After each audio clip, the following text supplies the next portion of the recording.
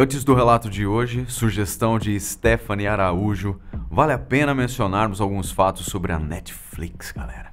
Ela mesma, a amada plataforma de streaming que começou em 1997 como uma locadora por assinatura, onde os filmes, as fitas, VHS e até DVDs eram escolhidos pela internet e enviados pelo correio para a casa dos clientes. Uma inovação genial em relação às locadoras tradicionais, que exigiam a presença física dos fregueses para alugar os filmes e cobravam multas por atrasos na devolução. Pois é, caríssimos abduzidos, alguns aqui dos meus abduzidos nem tenham conhecido isso. Enfim, a partir de 2007, começando pelos Estados Unidos, novas tecnologias possibilitaram termos em casa, de maneira online, as opções de cinema que a empresa oferece. Filmes, séries, documentários, animações, etc. Atualmente, a meta da Netflix é ter 50% do seu catálogo em produções originais. E aqui, finalmente, chegamos ao nosso foco. Making a Murderer, Fazendo um Assassino. Um documentário sobre um criminoso real, apresentado em formato de seriado. Ele foi lançado em 2015 e teve 2 temporadas com um total de 20 episódios. Making a Murderer recebeu diversas premiações, incluindo 4 Primetime Emmy Awards de 2016, um reconhecimento realizado pela Academia de Artes e Ciências Televisivas dos Estados Unidos. O impacto que a série causou foi bem grande, mobilizando 500 mil de pessoas a assinarem uma petição encaminhada à Casa Branca para o presidente norte-americano perdoar o assassino Steven Alan Avery. Eu sou o Marcos, sejam todos muito bem-vindos. Quer conhecer essa história inteira? Então clique em gostei, ative o sino das notificações e vamos aos fatos.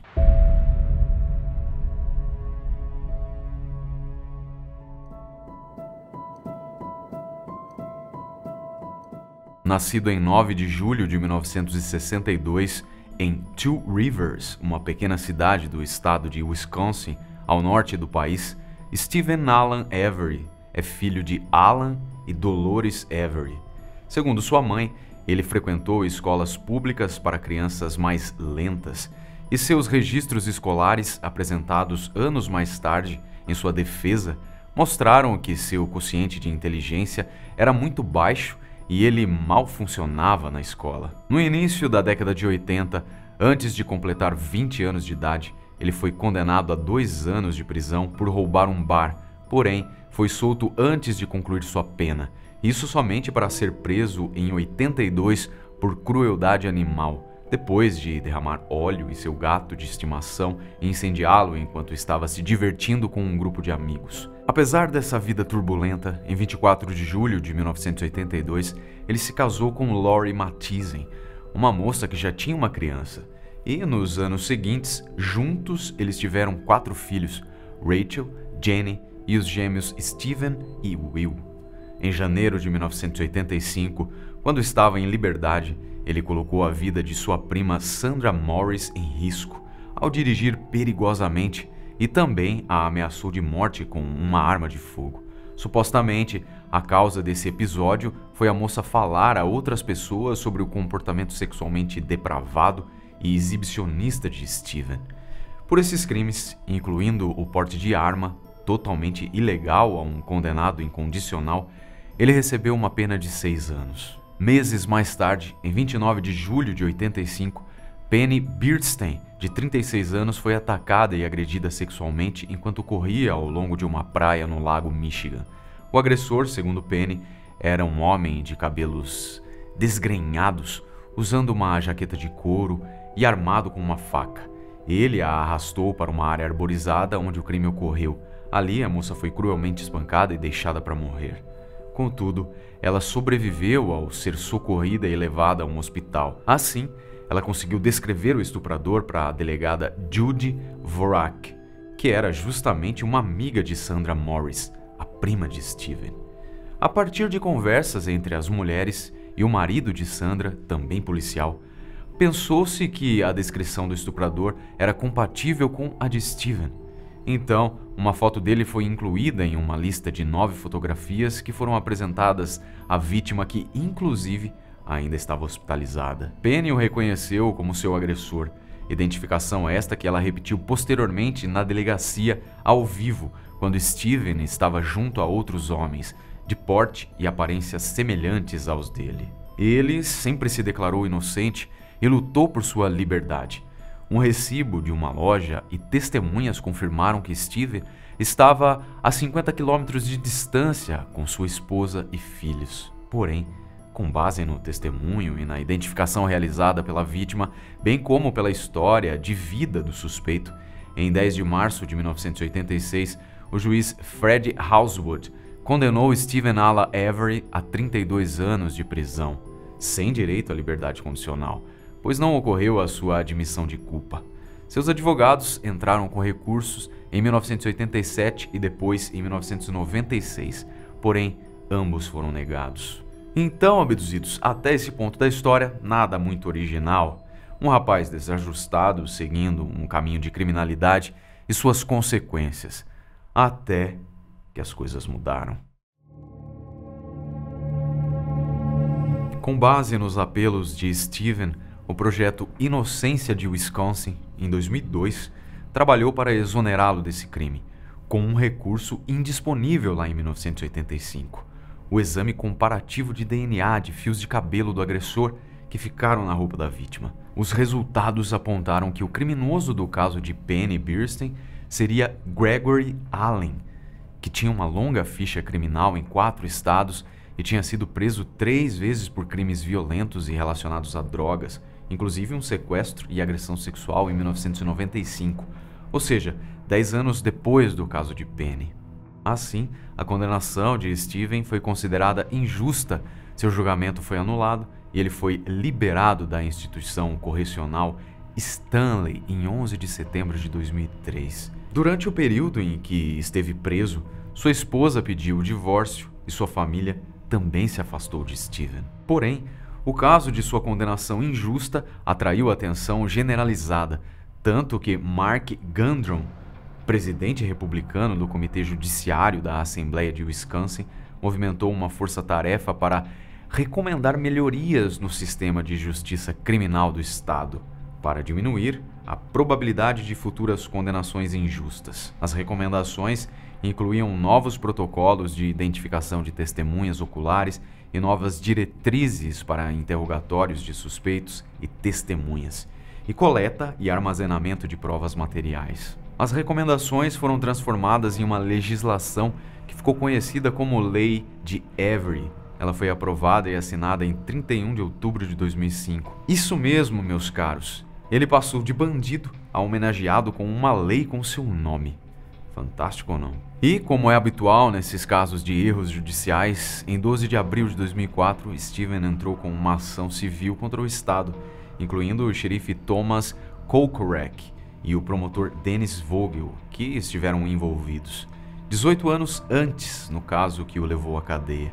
A indenização pedida foi de 36 milhões de dólares e esse processo foi resolvido em fevereiro de 2006, mas por apenas 400 mil dólares, ou seja, 1,1% do valor inicial. Ao ser liberto, ele foi morar em um trailer no terreno do negócio dos seus pais, com sua nova namorada Jodie Stakowski, sua irmã e seu sobrinho Brendan.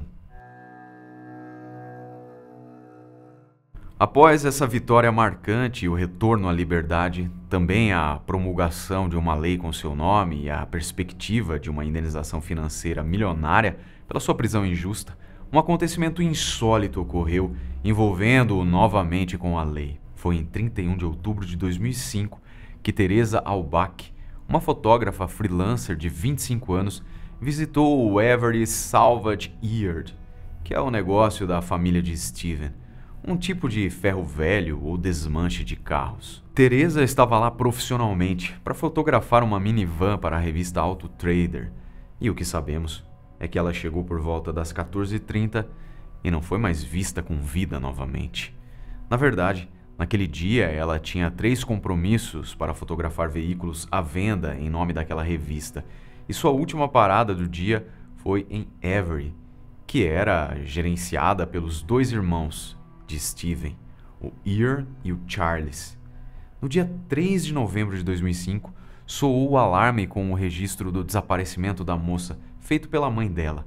No processo preliminar de investigação, se soube da programação de trabalho de Teresa. Então, claramente, Steven passou a ser uma pessoa de interesse no caso. Nas 2 semanas seguintes, a propriedade foi varrida e o carro de Teresa foi encontrado escondido na propriedade, porém sem placas. As placas dele foram encontradas dentro de outro veículo ali guardado. Cerca de 200 policiais invadiram o pátio onde ficavam os carros. Steven e sua família foram mantidos longe do local enquanto investigadores vasculhavam os prédios e seu trailer. Foi uma busca enorme que durou vários dias, uma medida considerada extrema e incomum. Vestígios de sangue foram encontrados dentro do automóvel da fotógrafa e dentes e fragmentos de ossos pertencentes a uma mulher adulta foram descobertos no quintal, nos restos de uma fogueira. Segundo vizinhos, o fogo teria sido no dia 31, quando ocorreu o desaparecimento da moça. Detalhes estranhos apareceram no decorrer dos dias. Em relação às últimas mensagens de Teresa, o trailer de Steven foi revistado várias vezes pela polícia, com itens removidos para exame, e quando a garagem do local foi periciada, algumas pistas apareceram. A chave do carro de Teresa só foi descoberta em 8 de novembro, estranhamente fora do chaveiro no qual permanecia, o que deu ensejo a suspeitas de ter sido uma evidência plantada pela polícia. Por fim, Brendan Dassey, de 16 anos, sobrinho de Steven, foi interrogado pela polícia e admitiu o crime, pelo menos seu envolvimento, porém, em várias versões diferentes dos fatos. A polícia realizou uma dramática coletiva de imprensa e revelou publicamente os detalhes da confissão de Brendan, alegando que o rapaz tinha ouvido gritos do trailer de seu tio e quando ele bateu na porta, Steven parecia suado. Brendan entrou e viu Teresa despida e acorrentada à cama. Na sequência, tio e sobrinho se revezaram em abusar da moça, que posteriormente teve a garganta cortada. Eles então, para eliminarem o corpo, o transportaram para a garagem e depois o queimaram totalmente. Certamente já pressentindo para onde se encaminhavam as investigações, em 8 de novembro de 2005, Steven deu uma entrevista à imprensa afirmando que ele acreditava que estava sendo incriminado devido ao seu anterior processo. No dia seguinte, ele foi preso por porte ilegal de arma de fogo encontrada no seu trailer, e isso o manteria detido enquanto as investigações continuavam. Como todos já esperavam, Steven e seu sobrinho Brendan foram acusados pelo promotor Ken Kratz em 15 de novembro de 2005 pela morte da fotógrafa Teresa Albach na noite de Halloween. Com base no depoimento do rapaz e do sangue de Steven encontrado dentro do carro da vítima, além dos ossos e do veículo. Porém, foram muitas idas e vindas nesse caso, que se apresentou bastante complexo. Vejam só, abduzidos, alguns detalhes. A sobrinha de Steven, Kayla Dassey, disse à polícia que o tio pediu ao primo para ajudá-lo a mover um corpo. Mais tarde, durante o julgamento, ela afirmou que inventou essa declaração. Em 1º de março de 2006, Brendan Dassey foi interrogado pela polícia sem a presença de seus pais ou advogados. Na ocasião, sua história mudou drasticamente. Ele inicialmente negou o envolvimento no caso, porém, depois admitiu que viu partes do corpo da vítima em uma fogueira. Mais tarde, em uma nova versão dos fatos, ele disse que ajudou a mover o corpo de Teresa para ser queimado. Por fim, ele admitiu que a estuprou e, quando questionado sobre a autoria do disparo que a matou, Brendan respondeu que foi ele. Posteriormente, sua defesa questionou a irregularidade do interrogatório. Ele se declarou coagido pela polícia e voltou atrás na sua confissão. O julgamento de Steven, que começou em 12 de fevereiro e foi até 25 de abril de 2006, teve imensa repercussão, com 59 testemunhas sendo ouvidas ao longo de 19 dias. A tese da defesa foi que Steven estava sendo incriminado pelos oficiais do xerife em retaliação ao processo indenizatório que ele apresentou e que estava correndo em paralelo. aquele dos 36 milhões que virou nada. Seus advogados, então, levantaram muitas dúvidas que ficaram sem respostas, como, por exemplo, com um ataque tão brutal, segundo a confissão de Brendan, por que o trailer de Steven não estava coberto de DNA da Teresa? Ou, se ela tivesse sido baleada na garagem, onde estava a evidência de sangue? Os trâmites legais foram imensos, como vocês podem imaginar, até mesmo pela duração de 20 capítulos da série. Por fim, a promotoria apresentou o caso como homicídio em primeiro grau, agravado por agressão sexual, sequestro e mutilação de cadáver. Houve uma decisão judicial de que os jurados poderiam saber sobre o passado de Steven, incluindo sua condenação injusta, que havia lhe mantido preso por 18 anos. A defesa alegou que tanto a chave do veículo como o sangue de Steven foram pistas falsas apresentadas para incriminá-lo.